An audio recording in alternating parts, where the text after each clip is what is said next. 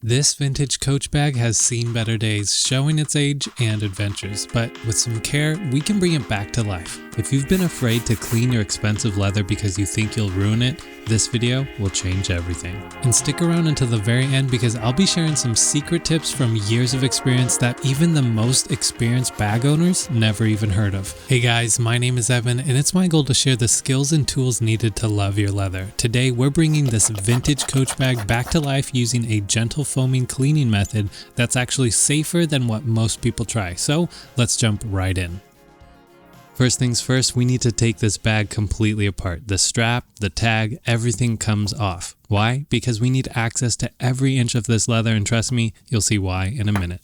Now before we start cleaning, it's really important to fill out the bag to maintain its shape so we can evenly clean each area of the leather. This will ensure that the bag keeps its shape as we get it damp with cleaner, as well as that any moisture gets absorbed when drying. Step 1 is simple but crucial. Brush off any loose surface debris. I'm using a soft horsehair brush from Leather Honey because we don't want any loose dirt to scratch the leather when we clean. Now here's where most people mess up their leather. They grab water and oil stripping dish soap and start scrubbing hard.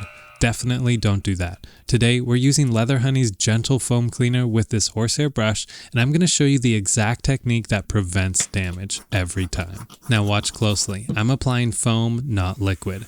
Why foam? Because it's gentler. It lifts dirt to the surface so you can easily wipe it away without overly soaking into porous leather, and it gives you way more control. From there, take a clean microfiber cloth and gently wipe off the surface, ensuring that every time you wipe, you're using a clean portion of your cloth to prevent scratching the leather. And for best results, don't forget to clean off your brush as it gets dirty as well.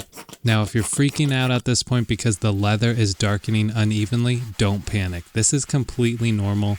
And leather like this aniline leather, which has no coating, is porous, so areas absorb moisture faster than others. It will dry evenly, as you guys will see in just a moment. Now, something I hear all the time is that people blame cleaners for leaving watermarks on their leather. But here's the most important thing about cleaning leather like this, and it may even seem counterintuitive.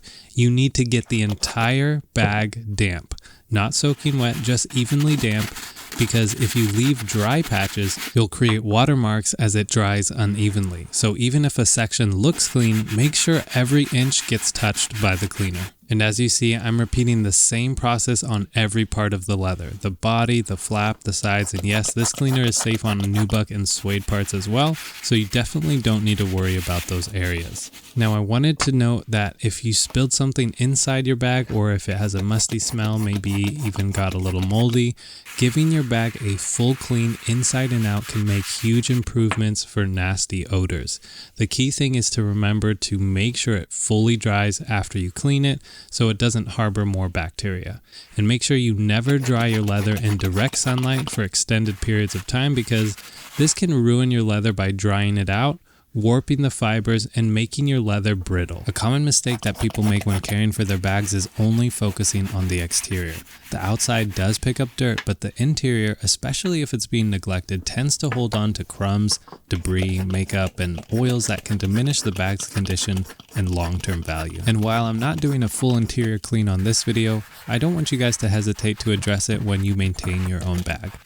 This cleaner is gentle but effective, so if your bag has an unlined raw suede interior just like this one, you can use it safely. Just make sure you clean the entire lining evenly and leave it uniformly damp. That prevents uneven drying and avoids watermarks. And for best results, insert a clean dry cloth into your bag as it dries. Of course, we never want to forget the strap. It's the part that your hands probably touch the most, so it usually collects the most oils and dirt. So make sure to spend a little bit of extra time here working thoroughly and wiping away any excess as you go. It's not complicated, just use the same gentle cleaning process on every part of your bag. You guys already know that I stand behind Leather Honey, along with more than 65,000 5-star reviews on Amazon, but that doesn't mean you have to pay the full price. Grab this kit and follow along with this limited time code at leatherhoney.com to get 20% off and free shipping. Link below. From here, I'm fixing this coach tag, and if yours is anything like this one, you can easily fix it. The original glue probably gave out after all these years, so I'm using Fiebing's leather cement. This glue is specially formulated to stay flexible with your leather as it moves, and it comes out white but dries clear, so don't worry if you accidentally get it on your leather. You can easily wipe it away since it's water soluble until it dries. All you got to do is apply it to both sides, align it carefully, wipe off the excess, and then let it cure. From here, we just need to allow our leather to fully dry before conditioning. Now for a secret that most bag owners haven't heard of or often neglect: polishing your hardware. Now I do want to mention that polishing works best for high quality hardware, and if you're dealing with low quality plated hardware, you might make your hardware look worse. This method I'm using only works if your hardware is higher quality. And while you can use things like Brasso to polish up your hardware, today I'm using a polishing block to remove the tarnish and bring back that beautiful shine, because it's the little details that matter. For best results, you can remove your hardware, but unfortunately this hardware isn't able to be removed, so I'll be doing my best to avoid the leather and only polish the hardware. And while this hardware wasn't in the worst condition, I do think it made a sizable difference in appearance. Drop a comment below on what you think and if you've ever tried this method. Now, if your bag has any suede areas that you cleaned and now it feels hard or flattened, don't worry, that's completely normal, you're not alone. All you need to do is take a brush and gently lift the matted fibers back into place. Because the fibers were wet and dried flat, they just need a little bit of help returning to that soft velvety texture that makes suede so distinctive. Now that we've removed the nasty dirt and grime, we need to ensure the leather remains hydrated, so keep watching to see my favorite way to restore the moisture in this vintage bag: Leather Honey Leather Conditioner. This is non-toxic, environmentally safe, and I confidently use it on all of my leather. Now I'm just applying a generous amount of leather conditioner to my clean microfiber cloth, and then I'm rubbing it into the cloth for an even application. I want you guys to notice that I said clean. You want a clean cloth so that you're not rubbing in any dirt or debris from cleaning it, as to not scratch the leather you just took so much time to care for. Now it's important to note that you should never clean your leather without following up afterward with conditioner, and that's because cleaning agents often remove natural oils that keep your leather from cracking when it flexes and bends with normal use. Now everybody's condition of their bag might be different, but this bag is so old and dry, I'm actually going to be doing 2 to 3 thin coats total. And again, you might see uneven darkening as you apply. That's normal.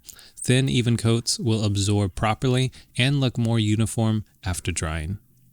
I also wanted to mention that when you use conditioner properly, especially a proper leather conditioner like Leather Honey, it fills in some of the pores with good oils that protect your leather from spills and stains, because the leather is filled with the conditioner. If it was dry, those pores would easily absorb your spills, so that's yet another benefit of conditioning properly. Next, I'm going to be paying extra attention to high stress areas like the strap, as well as where the strap connects to the bag and the flap. These are flex and bend points that are constantly moving, so they need a little bit more TLC. Now we are almost done, but there's a few things to note with this specific conditioner. Leather Honey's instructions say that you need to wait 24 hours or until dry. It might feel a little bit tacky before then, but that's completely normal. It will dry properly. And if there's any excess after the 24 hours, all you have to do is wipe it off with a microfiber cloth and it'll be perfect. And that's actually something unique to Leather Honey's formula, is that it penetrates deeply into your leather's pores and provides better long-term benefits, where other conditioners claim to do a lot, but actually just sit on the surface.